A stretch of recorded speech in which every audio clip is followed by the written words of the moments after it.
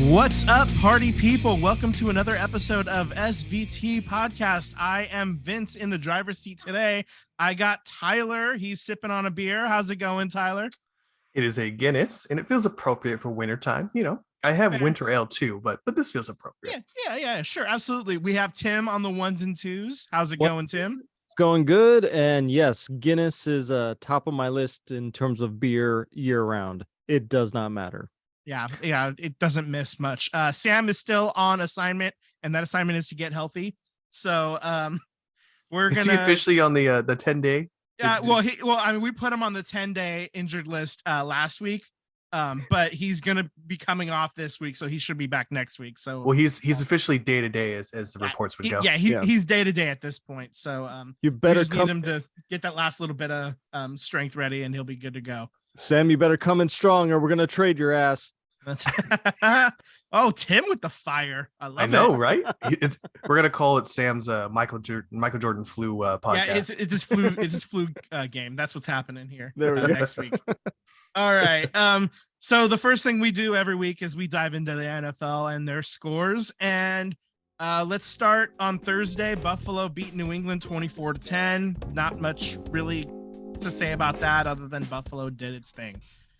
On Sunday, we had Minnesota beat New York Jets 27-22. White almost pulled it off, man. He almost pulled it off. Mike White, big dong sensation, man. I swear to God, that guy just like giant balls of steel on that man. We call him Mike Anglo-Saxon around here. I love it. All right, Green Bay over Chicago 28-19. Baltimore over Denver 10-9. Oh. It's a big loss, though. They ended up losing their quarterback there, so that was a big loss. You don't have to tell me Lamar Jackson's on one of my fantasy teams. I know that pain very, very well. Detroit all over Jacksonville 40-14. I thought that one was going to be a little bit closer in a shootout. Nope, just only Detroit got the memo about bringing the offense. Washington and New York Giants decided to have a little tie fest. 20-20. I'll take it. I'll take it. My division, I'll take it. Yeah, I mean, that's basically puts them both a half a game further away from you. So I don't know how well that works out. It's just going to make seeding really weird when playoffs actually start. Mm-hmm. Pittsburgh over Atlanta 19-16. Cleveland over Houston 27-14. Seattle over the Los Angeles Rams 27-23. I needed Seattle to lose, and it didn't happen. Yeah, not quite. Cincinnati over Kansas City 27-24. That's 3 straight games Cincinnati has beat Kansas City, all in this calendar year of 2022, which is wild. You got a playoff game in there. They met up at the end of last year, which happened to fall in January, and here we are in December. Sam is celebrating while sick. Las Vegas beat the Chargers 27-20. Dallas in a laugher 54-19 over Indianapolis. That was scoregami. That's the first time that score has ever happened in NFL history. 54-19. Yep. Yep. We had a scoregami. The Monday night game is Tampa Bay hosting New Orleans. And so now we turn to our teams. Tyler wanted to go first. His Eagles, they come away with a huge win, 35-10 over Tennessee, in the AJ Brown revenge game. Yeah, that was basically what you call it. That was the AJ Brown revenge game. He had 2 touchdowns, talked a lot of smack. Our fans talked a lot of smack to the Titans owners. Definitely used a couple of birds were flown into the air that were on their hands, not just colorful on their arms. metaphors. Colorful metaphors is what I like to call them. Yeah, absolutely. I mean, it was great. It was everything you needed. Even Devontae Smith went for over 100 yards. So it was a game that I guess maybe the Titans and everybody else predicted would be a run fest type of game, especially with Derrick Henry and the way that the Eagles run their offense. And it was quite the opposite. Derrick Henry had, I think, like 24 yards on like 15 carries, something stupid like that. And then on top of that, the Eagles went for over 300 yards in passing yards. So I take it. I'll take every notion of it. It puts us one game closer to having that number 1 seed and the first week bye. I'll take every bit of it. So, but I mean, things could be worse. You could be looking on the 49ers side. How are we doing over there? Okay, so the 49ers did come away with the win 33-17 over Miami. It came at a cost. We've said this before. We're saying it again. The 49ers starting quarterback is out for the year. Sounds familiar. So this time it's Jimmy Garoppolo. He broke his foot. This is something that, I mean, I had concerns about his ability to stay healthy. And I mean, that's part of the reason why they restructured the contract the way they did, was if you play 75% of the snaps in a game, you get the full, whatever it was, $1 million or whatever. And Right. that was per game, basically. So at this point, they're done paying Jimmy for the year. And there were talks about him maybe possibly coming back next season. And all that talk happened obviously before this game started. So I don't know where that stands. That's not really all that important. What is kind of important is who's playing quarterback next. And Brock Purdy, He looked Purdy. Mr. Irrelevant, Mr. Relevant, excuse me. Now, the last pick of the NFL draft this year, he finds himself. Actually saw this. He's the first ever Mr. Irrelevant, which is the last pick in the NFL draft, to throw a touchdown in the NFL. Wow. No other Mr. Irrelevant has, because I mean, you get a lot of undrafted guys, like Tony Romo was undrafted. He threw plenty of touchdowns, but never the last pick in the NFL draft. I have two questions. So that's interesting. Yeah. So the 49ers were, I wouldn't say they were the number one option, because obviously the Eagles are going to be the number one option, but they were still one of the teams that were considered possibly making it all the way through into the Super Bowl. They're a trendy pick. Yeah. Right. Do you still have that same feeling? Because I know that you weren't high on Jimmy, neither was I, but do you still have that same feeling? I honestly feel like they're pretty much in the same spot they were before. Brock Purdy, at least today, in this game, he showed that he's unafraid to throw some balls into some tight windows, which may mean some more interceptions than what Jimmy was throwing. But also, you're going to be able to throw the ball a little bit further down the field than Jimmy, but you're also going to have, risk of turnovers and such. So in terms of, Kyle Shanahan does a pretty good job of making sure that the player stays within himself and has the best chance to succeed. So I basically see the playbook being scaled down a bit. He's still going to include some of the deep shots here and there that Jimmy won't throw.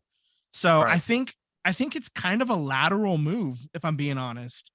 Yeah, so it's going to be different strengths, different weaknesses, but correct. In terms of overall what I expect, it's going to be about the same of what I expect. I don't know if the Niners are going to win the Super Bowl. It was never going to be because of Jimmy Garoppolo. Right. It was going to be because of the defense. It was going to be because of the running game, which they augmented heavily by adding Christian McCaffrey.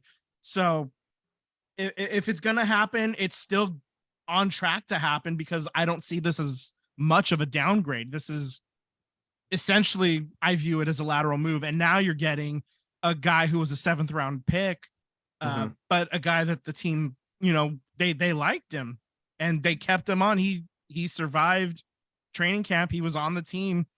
They decided to keep 3 quarterbacks instead of putting him on, trying to hide him on the practice squad. So they do have some belief in him. I think one of the telling things for me was that after the game, you could think of like Deion Sanders back when his quarterback went down, and there was the whole notion of, oh, it's over, I'm not gonna get my touches, this and that, and the season's over. But watching the 49ers post game, not a single wide receiver or running back or anyone on the team was down that they thought they were gonna lose the season now. I think the interesting is that a lot of them were sympathetic, and they felt really bad for Jimmy, knowing that everything that Jimmy's been through. Because reality, like what Jimmy's been through, it's really unseen in the NFL. To be, a Super Bowl quarterback, to being basically ousted by the organization and fans alike, and then all of a sudden be beloved because he was the best option and he just fell back into your laps, to now, being hurt again. And it's a roller coaster of emotions for Jimmy. I can't imagine what he's going through right now, going forward, knowing what his future may now be, because there was talks about reuniting. That's probably not going to happen now. So, shout out to him, but also the team came together and said, we feel bad for Jimmy, everything he's been through, but not a single player thought their season was over. You've lost 2 quarterbacks, 2 of your best players, and everyone still thinks it's, business as usual. Still We're in gonna it. get right back into us. It's still good. It's still good. Yeah. Next man up.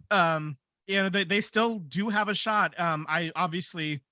It's a lot of pressure for a 7th round rookie quarterback to step into the shoes of and lead a team to the playoffs and possibly to the Super Bowl. That's your goal, right?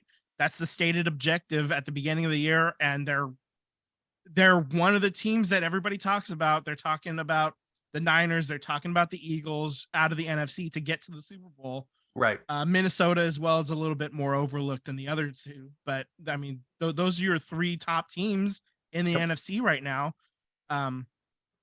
So I mean, this is an astronomically difficult situation for a first-year player to find himself in, but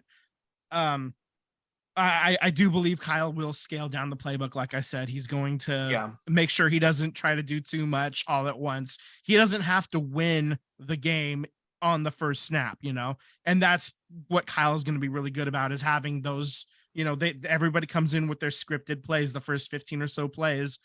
And I think Brock Purdy is going to be set up to succeed as best as he can. Right. I'm interested to see how he plays and what it means going forward. I mean, if he plays well, that could be a trade piece, because you have Trey Lance coming back next year. I mean, if you decide, hey, if somebody's like desperate for a quarterback, looking at Carolina, if Brock Purdy plays well, they may overpay for him. You never know. They may be willing to give you a 2nd rounder for him for a 7th round pick. So, who knows? I don't know what the future holds. I hope it holds a lot more W's. And my confidence is not shaken. I was probably, in terms of feeling like the Niners would make the Super Bowl, I picked them to do it. I was feeling like, they got a pretty good shot. It's probably 50-50 going into this game. I'm leaving 45-55. I think it is a little bit of a downgrade because he is a rookie, but right. I'm not like terribly shaken. I still think the Niners have a really good shot at it. Yeah, I mean, you got great weapons. You got Kittle, you've got Ayuk, you've got McCaffrey. Even that the rookie running back that they have, he's not bad looking either. He looks kind of a Jordan Mason was absolutely, every time he touched the ball, he had juice, man. He had some juice. I'm looking forward to seeing that too, Yeah, I see why the 49ers moved on from Jeff Wilson. Although Jeff Wilson, they do seem like very power or similar running backs, power running backs, but I could see why they went with the younger talent and the more promising future. So it's interesting. So I still think they have it. You got one of the best defenses in the league. To say that you're going to beat like the Eagles, for instance, I think that's a tall task. Eagles have a stout defense, although the run game could do some with improving, but the run defense, I should say. Right. But we didn't have the luxury of being able to see each other this year. So we got to play, the Eagles got to play the Seahawks, I believe it is. But we didn't get to play anyone else in the West. So there's no real measuring stick. So it should be fun. I enjoy the rest of the season and what's going to happen. Yeah, can't wait to see how it shakes out. So I think that do we need to cover Voldemort himself? I just want to see what he's going to do going forward. For those of you that don't know, he who must not be named, we're going to name him right now, DeShaun Watson. He did have his first start as the Cleveland Browns quarterback, and he played like shit. Absolute dog shit. They ended up winning the game anyway because they were playing Houston, which the entire franchise is dog shit. So, I don't like talking about him. We're moving on. So let's turn our attention to something a little bit, it's a little sad, but also it's kind of what we expected. It's the Men's World Cup. The U.S. men's national team, they end up losing on Saturday 3-1 to the Netherlands in the first round of the knockout stage. And I mean, if I'm being honest, this is exactly what I thought was going to happen. This is what I expected going into the World Cup, was them to advance to the knockout round. Anything less than that would have been disaster going into hosting next World Cup. Anything further than the first round of the knockout stage would have been icing on the cake. That's house money, whatever. I'm loving it. So this is what I expected. This is what I got.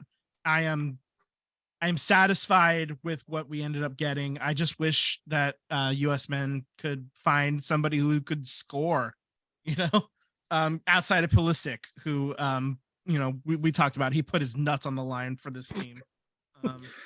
Vince is forgetting the most important part about this whole ordeal.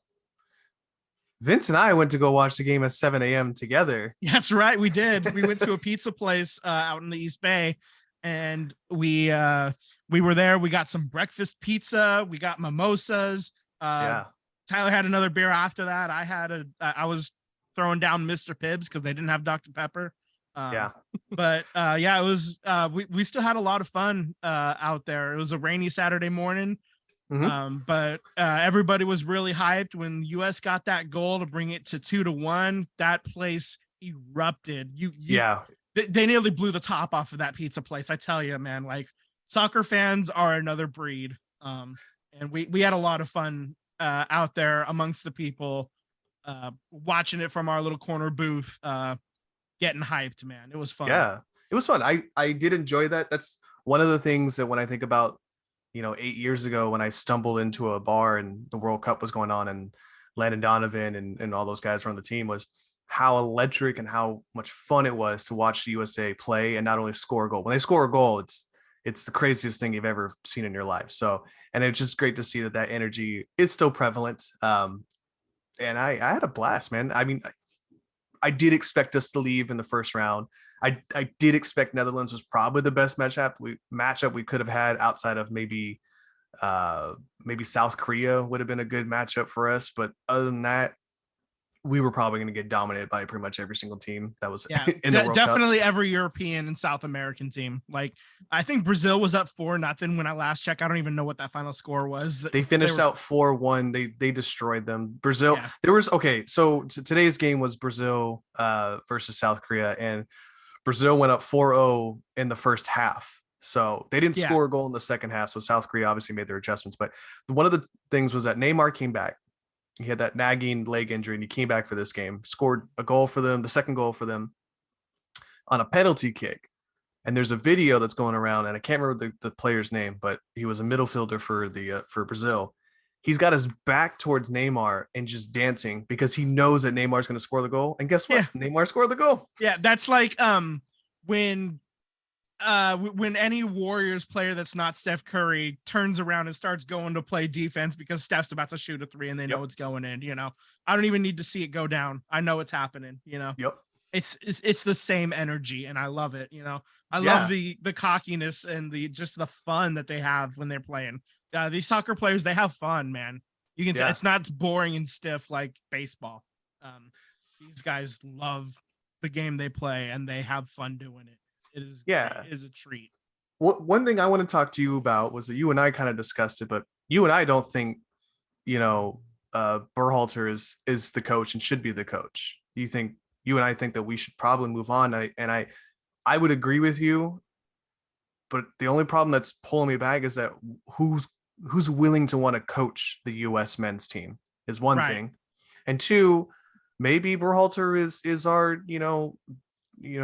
our Jackson here. He's going to just be the stopgap as a coach until we get one that takes us over to the top, just instill the culture that needs to be instilled and then have somebody else take over. I mean, it's weird that you say that because Berhalter got him playing defense really well. They did, outside of this Netherlands game. I think they allowed only one goal in the group stage, just one goal. I mean, over 3 games, like, U.S. played defense really well. except for this last game. But I mean, so you get him playing defense like Mark Jackson. He got the Warriors to actually play defense after Don Nelson came in and just said, just start fucking shooting. Yeah. You know? You mean Steve Kerr? Yeah. So yeah, can US men find their Steve Kerr? You know, that'd be nice to see. I don't know. Yeah, I would love to see that. I'd love to see somebody a little bit more offensive minded come to the reins, but is able to keep the defensive strength that the US men's team showed throughout the entire tournament, basically. Yeah, I think, you know, our midfielders was probably one of the best in the field out there. Offensively, we're terrible. You know, you can't have Pulisic be the only guy. They're just going to target him whole game. And to your point, we just need another attacker. That's all. We just need another striker. Yep, exactly. I said the magic word, baseball. So let's just do it. Let's turn our attention to baseball. We got the MLB hot stove. We have some big names signing in some new places. Trey Turner going to Philly for 11 years, 300 mil. I'm bummed. I'm bummed because he was targeted by Padres, and then the Padres didn't get a chance to get him. So it's fine. Yeah, that's all right. That's not the first time the Phillies have shelled out 300 mil for a player. But that's a bargain. He's not even 30 million a year.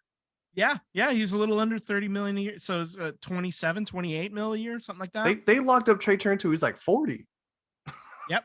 I mean, that's what these big 10-year, 11-year contracts do. 14 years for Mike Trout. I mean, you basically lock them up for their career till they turn 40. And that's about the shelf life of most Major League Baseball players. None of them really play past 40 unless you're big sexy. Yeah, you could think Albert Pujols for that. He was like one of the first people to do a 10-year contract. Mm-hmm. Big Sexy. Yeah, I think Big Sexy's still playing. I think he's playing in some like some Mexican league, Dominican league, maybe something. Mm-hmm. Yeah. Him and Alberto Callaspo, I think, are still playing. Oh man. Did you hear that Alberto Callaspo? Going off a little bit tangent, but did you hear that one of the reasons why he played for so long is because he has like 12 kids. And he has to pay child support for them. Oh shit. Wow. You know what? Okay. If you get teams willing to sign you and you're able to put up numbers for them, good on you, man. Get paid, get that money. Take care of your kids. Love it, man. I love that energy. He already put up some numbers, so he's got to, put up some numbers. That's right. Yeah. You know what I mean? I had a friend that who worked for the A's, and it was like they basically wrote the checks, and like Alberto Callaspo had so much money taken out from child support that he really wasn't getting paid a whole lot. Like, I know it was like a multi-million-dollar contract, but he really wasn't getting paid a whole lot per contract from what I understand. Right. Yeah. You know what they say, wrap it up, kids, wrap it up. That's right. Right. Verlander, Justin Verlander, moving on. No, I'm just going to make the clunkiest transition ever. Justin Verlander is going to my Mets. I don't know if they're going to still be my Mets. I still have to decide that. I signed on for a 1-year contract with them. We'll see what happens. 2 years, $86 million for Verlander. He's reunited with Max Scherzer. So maybe they'll find that old Detroit magic, in New York. We'll see. He wanted to go somewhere that was, less pressure, I think. What is Cohen doing? He's got two pitchers that are clearly overpaid and over the hill. I hate to say it. Verlander is a great pitcher. So is Max Scherzer. But you're expecting to pitch 20 odd games and then pitch deep into the playoffs? You're crazy. You're insane. Not at that age. No, well, I mean, he could have spent that money on Jacob deGrom, but the Rangers decided to give him 5 years and $185 million. Where are they getting the money? I don't know, man. Does the owners of the Rangers like own oil fields in Texas too? I mean, dear they God. have $500 million up in Simeon and I'm drawing a blank on the second baseman. But anyways, between the two of them, Seager, and now $185 million to their pitch. How much money do they got? I don't understand. Yeah, I don't know, man. We'll see. We'll see if this helps. Jacob deGrom, obviously, when he's right, he's a top of the line pitcher. The problem is hasn't been right. He's been injured a lot, and That is an awful big risk for a 35-year-old pitcher. 5 years, 185 million. I had to say it again because I can't believe it. I mean, and I don't blame Jacob deGrom for taking that money either, because all these baseball contracts, all of them are guaranteed, man. So he's getting 185 million to just hang out in Texas for 5 years. We'll see how that goes. I think just a combination of Jacob just throwing so hard, 100 plus miles an hour, a 90 mile an hour slider, things of that nature. Just his stuff is, untouchable when he's right, when he's right. healthy. But I think that's also his downfall too. The UCL just can't take that much work and wear and tear when you're throwing the ball that hard, especially when you're 35. Like my arm gets tired throwing the ball 20 times in a row. And I mean, when I was like 14, I could throw like, I could consistently throw 70 and I could touch like 75 when I was 14. And then my shoulder started like going bad because I didn't know how to take care of it right. Now, if I touch 50 miles an hour, my shoulder basically explodes for the day and I'm done. So you got to really take care of your arm, guys. Even if you're not a pitcher, if you're like a third baseman or an outfielder, still got to ice up that arm, you kids, really take care of yourself. Otherwise you'll be, you'll throw out your shoulder lifting up a piece of paper, who knows. Really just take care of yourself, kids. One more baseball note: Barry Bonds and Roger Clemens were not inducted into the Hall of Fame by the committee. Yeah, I'm not surprised that didn't happen. Fred McGriff ended up being the only player that they added to this Hall of Fame class. The next chance will be for in 2026 for them. Basically, they're on a cycle where every year it'll be a player that played post 1980, a player that was this time. The next year they'll be looking at umpires, managers, basically non-players to elect into the Hall of Fame. And then the year after that will be players pre-1980. And so they're just going to keep on this 3-year cycle. So every 3 years will be the next chance for Bonds, Clemens, whoever else is part of this. Kurt Schilling is another one. He'll never make it. Yeah, I mean, he's the shit he did off the field. I mean, I know he correlates to his baseball life, but still. Way too much of an asshole. And not even in a fun, cheeky way like Bonds was. He was just a terrible human being. And that's gonna keep him out for a long, long time. Barry Bonds was a dick to the press and he used steroids allegedly, but we know. So it's the same thing with Clemens. He was a dick and that's why they didn't get in. Although Bonds, like those numbers, they were starting to turn around. Like I think this last time he was like at 66 or something like that, like 65%. So like he's getting there, but then like his time ran up. You only have 10 years of eligibility. We basically just have to wait for all the old writers to die off, and then I mean, so 3 years from now, maybe some of those dinosaurs are gone, and then we'll see what happens with Bonds and Clemens. Those guys, I don't care if they use steroids; they belong in the Hall of Fame. Those you can't tell the history of baseball without talking about them. Right? They're too integral, and I don't care if they were dicks. Ty Cobb was an open racist, Barry Bonds was an alcoholic and a domestic abuser. There are some absolutely shady people in the Baseball Hall of Fame. You can't fart sniffing out of wine glasses with, oh, these guys are, those guys are steroid users, so we can't use. No, I mean, do we know what was in the hot dogs that Babe Ruth was chomping down on in the middle of the third inning, man? Like, oh yeah, dear God. How immature is this? I thought, okay, they didn't get in because of the steroids. And then you're like, no, people just got their feelings hurt. That's exactly it. They got their feelings hurt, so they were looking for any reason at all to keep them out. The problem is that he was such a dick to the press, but the press are the ones that vote you in the Hall of Fame, the writers. So, but even that, I don't. Okay, it's an archaic system that I don't think should be the way it's. I don't think that's how it should become. I think the writers should get a vote, but it should only be a small percentage. It shouldn't be 100% of the vote. It should be like we talk about there's a committee set up for the old timers and whatnot. So maybe that could be part of it. The writers, current Hall of Famers, as well. So, and anybody who's a Hall of Famer who's alive should have a vote as well, in my opinion. It's their club, Yeah. I mean, there's ways around it. I think the NFL does a pretty good job of it. There's always a minimum amount of players that get elected every year as well. Baseball, there's times when nobody gets in, and how does that help the game? Right? How does that help you? I don't understand. The way it should be is writers should get 10%. Hall of Famers select players and coaches, like say they're in, they're ahead of some department in the Players Association, right? They should probably get like maybe a 10% or 15%.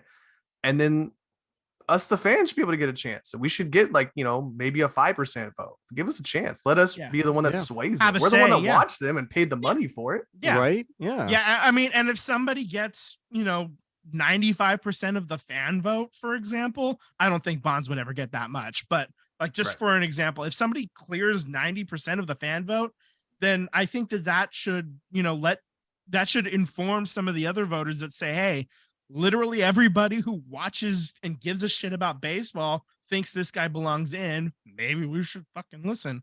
Oh yeah, that's another thought I had for the writers to try to figure out, like, who's voting on these players.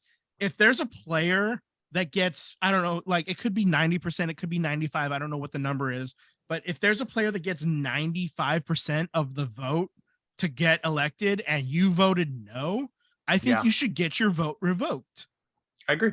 Like, I mean, once if you get a group of 20 people and 19 of them said this guy's a Hall of Famer, and you're just going to be like, no, I don't, no, maybe you don't like him, and so you're going to say no to first timer, but then I'll vote for him next time. I think you should get your vote revoked because you clearly don't know what it is to be a Hall of Famer. You're just being biased. And I mean, I think about who are the two people that decided that, Greg Maddux wasn't a Hall of Famer. He was like there was 1,000 people that voted and only 2 of them said no. And that basically kept him from being the first unanimous Hall of Fame vote. And I just want to know, like, I what did I call them? People who sniff farts out of wine glasses. Like, I'm so fucking over the popular vote. Bring in the popular vote. Yeah, part of it is they need to hit 75%, so that it's a really high threshold, which I get, and I actually, in a way, I do respect it, because you do want to. You're either a small Hall of Fame guy or a big Hall of Fame guy. I think I'm more of a bigger one, because I think it's more important to like tell the story. It gets, fans more engaged with more players involved. But if you're going to be a small Hall guy, you still have to have some common sense. Yeah. I don't know. Okay. True. No, we ranted about the Hall of Fame long enough. I think it's time to move on to a little bit of basketball. We'll hit the hardwood. The Warriors over the last week went 2-1. They lost at Dallas, 116-113. There's that road loss again. But then they come home, they win against Chicago, 119-111. They win against Houston, 120-101. They're currently 13-11. They sit 6th in the West. They're climbing again. They're still climbing. I just want to give a shout out to the Sacramento Kings as well. They are rolling. They are currently in 5th, right above the Warriors. They also played the Lakers this past week, and they were in LA, and the whole crowd started yelling, "Light that torch, light the torch," which is the synonymous phrase that's been going around in Sacramento the last few years of "light the torch." That's their thing, their catchphrase. And when you're in LA and you're the Kings and you get the fan base to yell that out, the Kings are on their way. They're doing something right over there. Yeah, it's taken them 20 years, but they're finally getting something right, man. If the Kings are good at the same time as the Warriors being good, that's really good for NorCal basketball. Yeah, because you're talking. It's not even a 2-hour drive for us in the Bay Area to get up to Sacramento. My brother lives up there. I know exactly how long it takes to get up there without traffic. So if you got a rivalry built where you can go to each other's stadium, to each other's arena and play. That's awesome. And I love that for building the game of basketball at even like at the youth level. If you got the Kings, working out in Sacramento, building up, all the getting youth excited about basketball. Obviously the Warriors have done their part here the last decade, really building up the excitement of basketball in the Bay Area. It's an area that was doing pretty good, popularity wise, even without the Warriors being good for the first 32 years of my life. At least they were shit.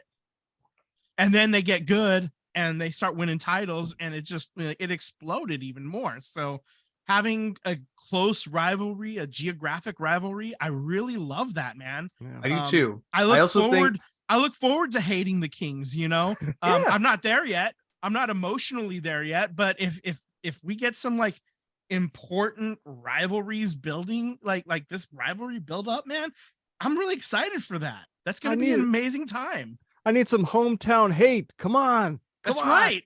Yeah. I want the Kings to be good enough to like go toe to toe with the Warriors and like meet in the playoffs and have a hard, 6-game, 7-game series where they just come out hating each other by the end. I would love that, I think Mike Brown's got them playing right. My only gripe is that I wish that we could watch some Kings games. I know it's a blackout market deal, but I would love to watch some Kings games. It's better than what the Lakers got going on. And they're always on primetime, and they're terrible. They're absolute dog shit. Yeah, I mean, the Lakers are on primetime because they're the Lakers.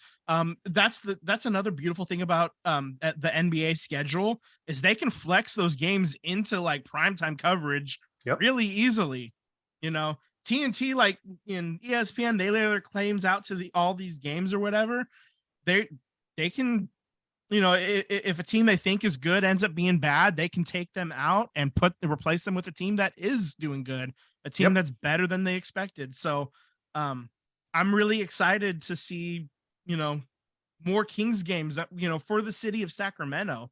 It's been 20 years since Mike Bibby was, playing Chris Webber, Peja Stojakovic, those guys, So I'm really looking forward to seeing that, possibly finally having a rivalry worth writing home about. This is awesome. Yeah, that's what I'm looking forward to. I would love to see that. I do. Speaking of the Warriors, though, I do wish to see more from them, and I need to see them to stop fouling so much. I know there's a free throw disparity that goes on when the Warriors seem to play everyone. It seems to be a 3-1, not even, maybe like a 5-1 some games of a ratio that goes out. I do think a lot of it is undisciplined plays by the Warriors, fouling guys that are going for a layup that you either foul them or you let them go. You pick one, 2 points, no points, just don't give up 3 points. So I do want to see more from them. I think the Warriors ceiling is a lot higher than maybe I expected last week, maybe even 2 weeks ago. So I'm looking forward to watching more games. There's a game tonight. I can't remember who they're playing. Is it Utah? I can't remember who they're playing tonight. But that being the case is that, I just need to see better defensively. Offensively, they're coming along. Clay's shot it's coming along better. It does have some nights where it's off. Jordan Poole is starting to look pretty good. He's starting to be able to splash around. Oh, they're playing Indiana. They're in Utah on the 7th. Tonight they're playing. We're recording Monday night. Shocker. So they're playing at Indianapolis at home against Indiana. So there you go. Spit it out, Vin. Did you see the video? I know you did. Did you, Tim, see the video of Steph Curry? He did a photo shoot with this magazine. I can't recall the name of the magazine. We'll have to look it up. But he then proceeded. SI. I think it was Sports Illustrated. Was it SI? He then proceeded after the photo shoot to take a rack of basketballs and shoot 5 of them, almost damn near full court. We'll call it. We'll give him an extra 5 feet of leeway that he was away from the baseline. Shot them in a row and made all 5 of them in a row, and then proceeded to leave the building. That man is not human. Doesn't make any sense. Here's the thing, though. Here's the thing. The video was one-handed. Fake. It was fake. I know, but don't. It's fake. But it was really good video, really good content, and Um, but the fact that it's not unbelievable is just a testament to that man, you know? Yeah. I mean, you figure that he eats, breathes, sleeps basketball, that for him to do something like that, it's like, oh yeah, of course he can. It would be a miracle if somebody like me did that. You'd be like, no way. Well, I mean, But him- he's obviously capable of making that shot. We've seen him make that shot. If Steph Curry's in the gym, he's in range. You know, Yeah. that's the is he Right. inside the building? That is his range. So I look forward to, you know, seeing him hit one of these for real. Yeah. You know, in the coming days, weeks, months.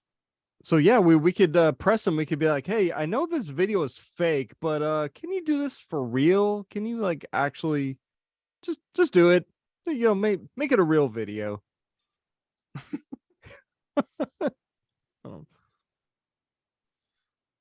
Vinny's looking at stats here. What you Yeah, looking at? yeah. Sorry, no. Yeah, I got nothing. Never mind. Moving on. I couldn't find what I was looking for. We're on to Cincinnati. Okay. We're on to Cincinnati. I That love was, you, Ohio. That was the Bill Belichick. He was like, we're on to Cincinnati, you know, like we're moving on. We're on to the next game. Anyway. Okay.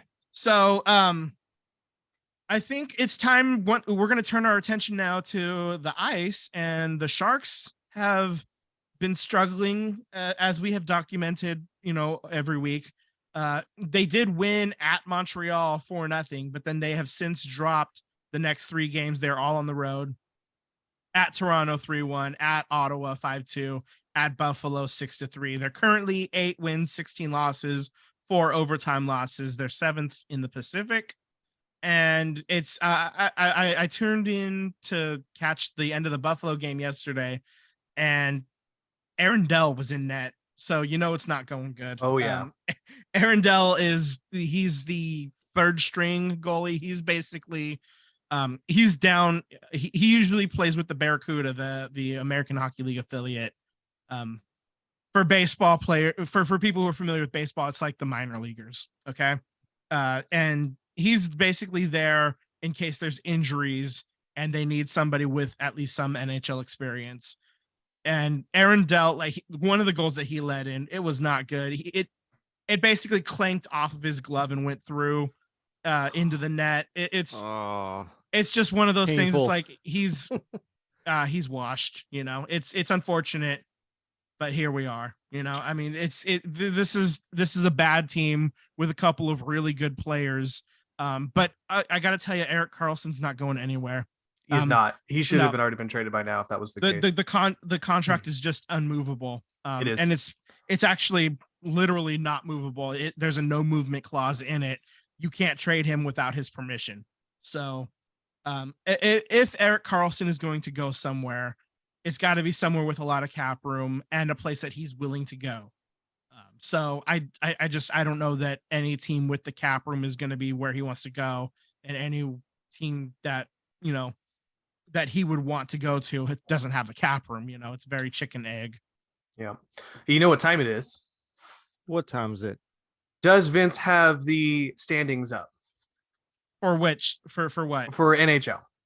I can get them up real quick. Let me. It is. We're checking as we want to know, duck hunt season. What is the duck hunt? Are we above the Ducks? We are above the Ducks. Yes. Let's see. Okay, We cool. have. We're 5 points clear of them. Okay. So that's like that's a good. game and a half, 2 games. 2 games, 2.5 games. Yeah. 2.5. 2 points for a win, 1 point for an overtime loss. So Okay. So yeah, we're 5 points clear of the Anaheim Ducks. So wait, and we then suck, but we're better. Yeah. We just need to be better than the Anaheim Ducks. That's our goal for this year. Okay. How are the since I'm not on the train anymore, but now I'm curious to see where that train is going. How are the Kraken doing? They're in 2nd in the Pacific. Damn, they are cracking.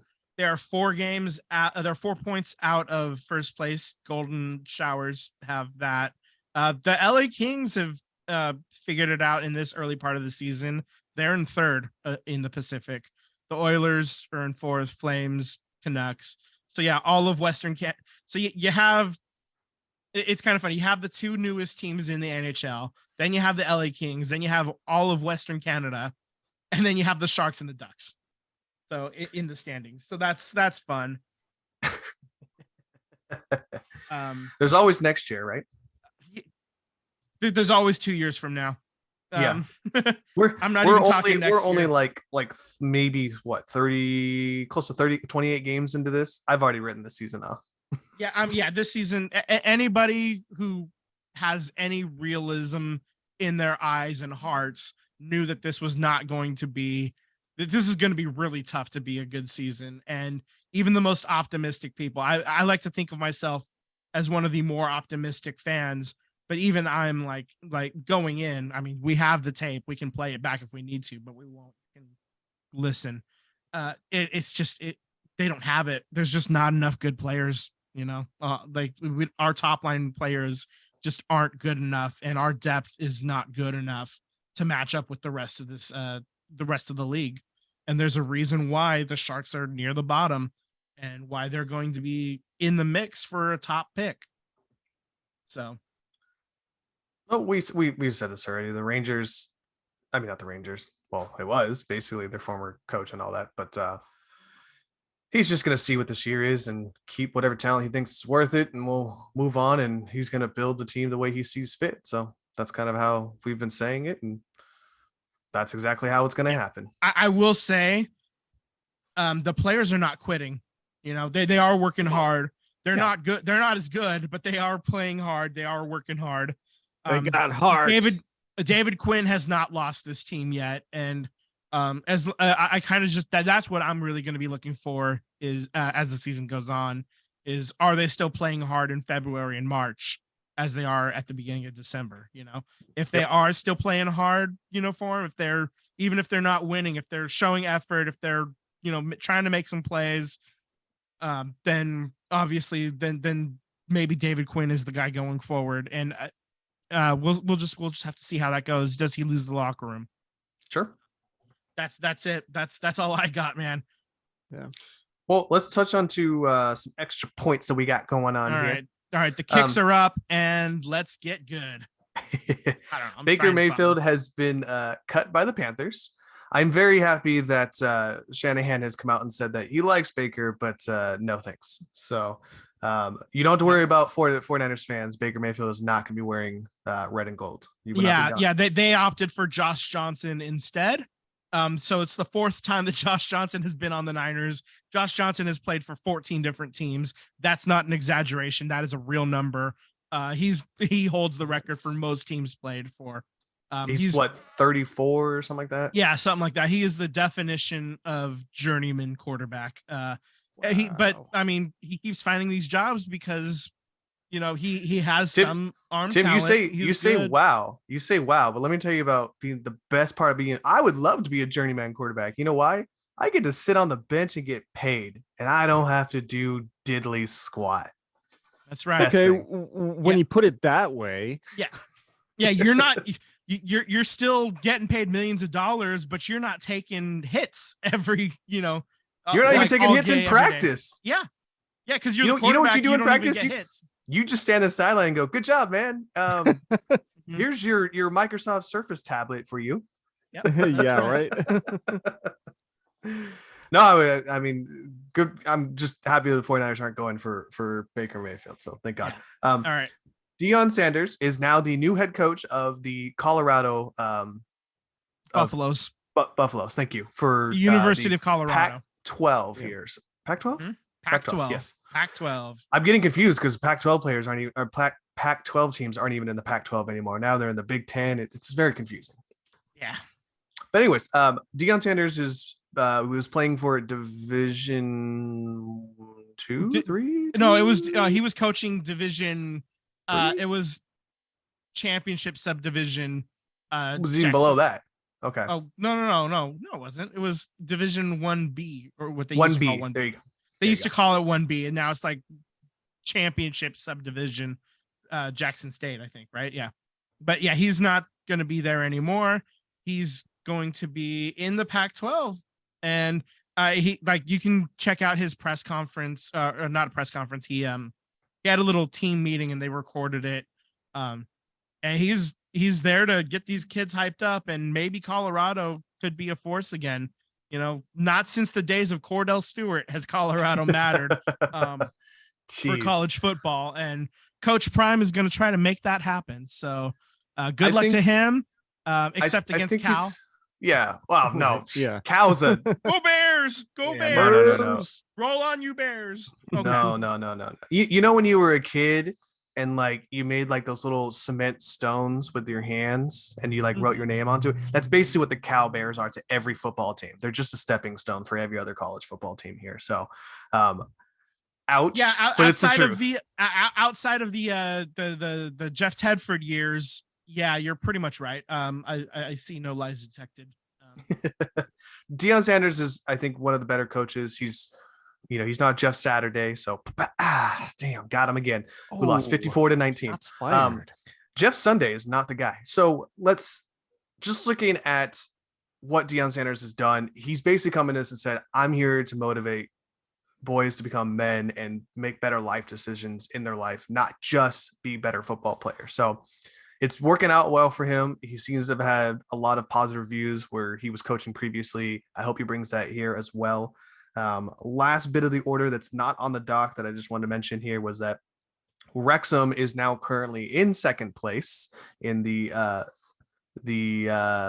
National Football League. It's really hard for me to. Is it National Football League? I don't know if that's the name of it. I think The that National might be League. the National League. The National League. Wow, that's weird. Anyways, so Notts County is in first place. They are currently 48 points, with Wrexham having 47 points. Really, reality is they just need Notts to tie a game, lose a game, and Wrexham just needs to win a game, back on top of the table.